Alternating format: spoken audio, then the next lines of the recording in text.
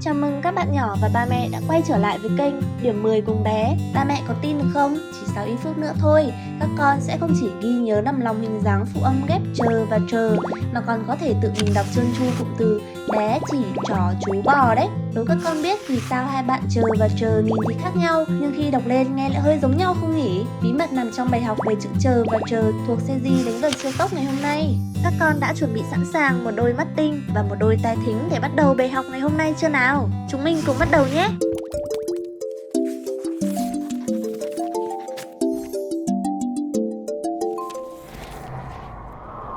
Các bạn nhỏ ơi, tiếng Việt của chúng mình có 6 thanh: sắc, huyền, hỏi, ngã, nặng và thanh ngang. Tuy nhiên, thanh ngang không có dấu khi viết, nên khi đánh vần chúng ta giữ nguyên giọng đọc bình thường của tiếng nhé. Bây giờ các con cùng cô ôn lại 5 dấu thanh còn lại nào.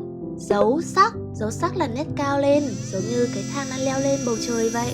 Dấu huyền thì ngược lại nè, nó giống như cái cầu trượt đang trượt xuống thật êm ái. Dấu hỏi là một vòng xoắn nhỏ xíu, giống như tai của bạn nhỏ đang tò mò nghe ngóng điều gì đó. Dấu ngã giống như một con sóng biển đang nhấp nhô uốn lượn. Dấu nặng, cuối cùng là dấu nặng, nó giống như một viên đá tròn xoe bị rơi xuống đất. Các con ơi, hãy xem điều kỳ diệu này. Khi chữ cờ và chữ hờ cùng kết hợp với nhau, chúng mình sẽ có cô bạn chờ đấy. Vì cô bạn này rất nhẹ nhàng, nên khi đọc, các con hãy để lưỡi thẳng và phát âm thật tự nhiên nhé.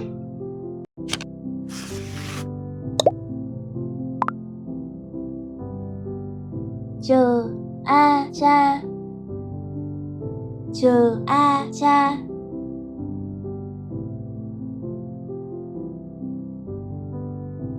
Chờ a cha hỏi trả,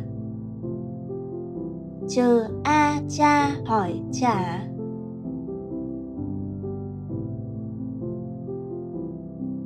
Chờ e che, chờ e che.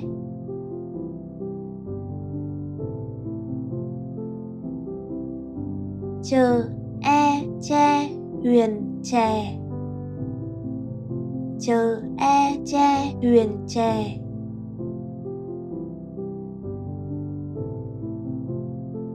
Chờ e che hỏi trẻ,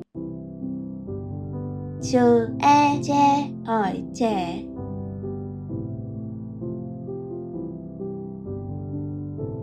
Chờ y chi huyền trì, chờ y chi huyền trì.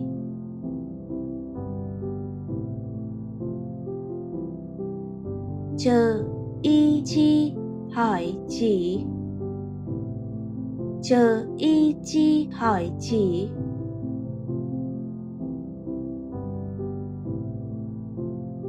Chờ y chi nặng trị,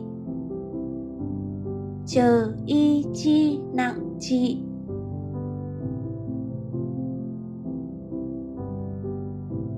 Chờ o cho sắc chó, chờ o cho sắc chó.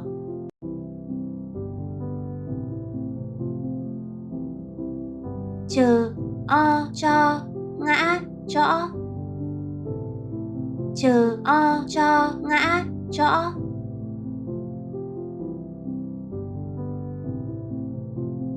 Chờ ơ chơ hỏi chở,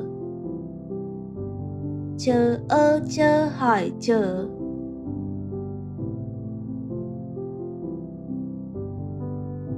Chờ ơ chơ nặng chợ, chờ ơ chơ nặng chợ.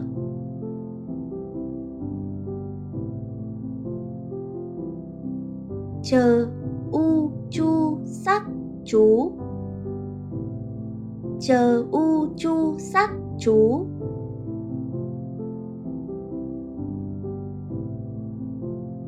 Chờ ư chư ngã chữ, chờ ư chư ngã chữ.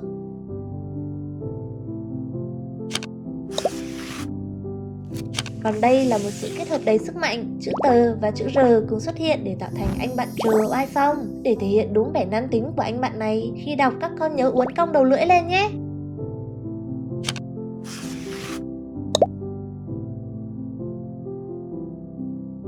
Trờ a cha huyền trà. Trờ a cha huyền trà.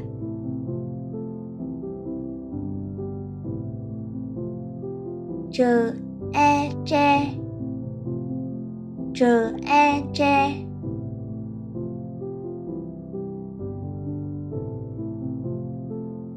Trờ e tre. Trờ e tre.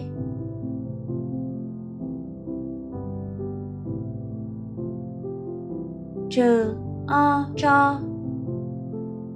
Trờ o cho.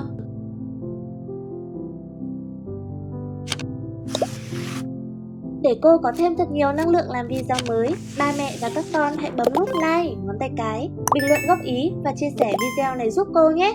Các con nhớ bấm đăng ký vào chiếc chuông nhỏ xinh bên cạnh để là người đầu tiên vào lớp khi có bài mới nha. Các con ơi, làm sao để chúng mình biết lúc nào thì chọn cô bạn Trờ nhẹ nhàng, lúc nào lại chọn anh bạn Trờ oai phong nhỉ? Cô bật mí cho các con hai gia đình từ vựng siêu dễ nhớ này nhé. Gia đình bạn chữ Trờ, vì cô bạn này cực kỳ yêu gia đình nên thường xuyên góp mặt trong các từ chỉ người thân như cha, chú, cháu, chị. Cô ấy còn chăm chỉ quán xuyến các đồ dùng nhỏ trong nhà mình nữa. Nào là cái chăn để đắp, cái chậu để rửa, cái chảo để rán, hay là cái chạn để bắt đũa. Đặc biệt, chữ Trờ còn rất yêu quý các bạn nhỏ xinh như con chuột, con chim hay bạn châu chấu nữa đấy. Gia đình bạn chữ Trờ, anh bạn này thường đi kèm với những con vật to lớn, khỏe mạnh như con trăn, con trâu, hay các bạn sống dưới nước như con trạch, con trai. Không chỉ vậy, anh bạn Trờ còn rất yêu thiên nhiên, luôn có mặt trong các từ như ông trăng, mặt trời, cây tre, cây trắc. Tuy nhiên, đó chỉ là những người bạn thường gặp nhất của Trờ và Trờ thôi. Các con ơi, tiếng Việt của mình vô cùng phong phú. Cô sẽ bật mí thêm nhiều bí quyết để phân biệt Trờ và Trờ qua các nguyên âm và từ láy trong series chính tả siêu dễ trên kênh Điểm 10 cùng bé. Các con và ba mẹ hãy cùng đón xem để không còn cảm thấy rắc rối khi viết chính tả nữa nha. Nào, trước khi đến với phần ghép câu, bây giờ chúng mình cùng thi xem bạn nào có siêu trí nhớ nhé. Các con hãy nhìn lên màn hình và đọc lại theo cô thật to, thật rõ ràng một lần nữa nào. 1, 2, 3, bắt đầu. Chờ a cha. Chờ a cha hỏi trả. Chờ e che. Chờ e che huyền chè. Chờ e che hỏi trẻ. Chờ y chi huyền trì. Chờ y chi hỏi chỉ. Chờ y chi nặng trị. Chờ o cho sắc chó. Chờ o cho ngã chõ. Chờ ơ chơ nặng chợ. Chờ ơ chơ hỏi chở. Chờ u chu sắc chú. Chờ ư chư ngã chữ. Chờ a cha huyền trà. Chờ o cho.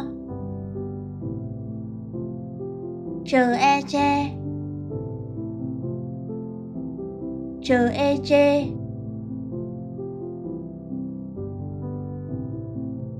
Các con ơi, những chữ cái nãy giờ chúng mình học giống như những mảnh ghép vậy. Bây giờ hãy cùng cô ghép chúng lại với nhau để tạo thành những từ thật hay nhé. Sẵn sàng chưa nào? Chờ u chu sắc chú. Chờ e che.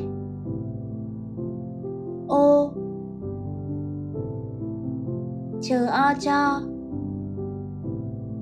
Giờ y di huyền gì. Chú che ô cho gì. Chờ y chi nặng trị. Chờ o cho. Bờ e be sắc bé. Chờ o cho sắc chó.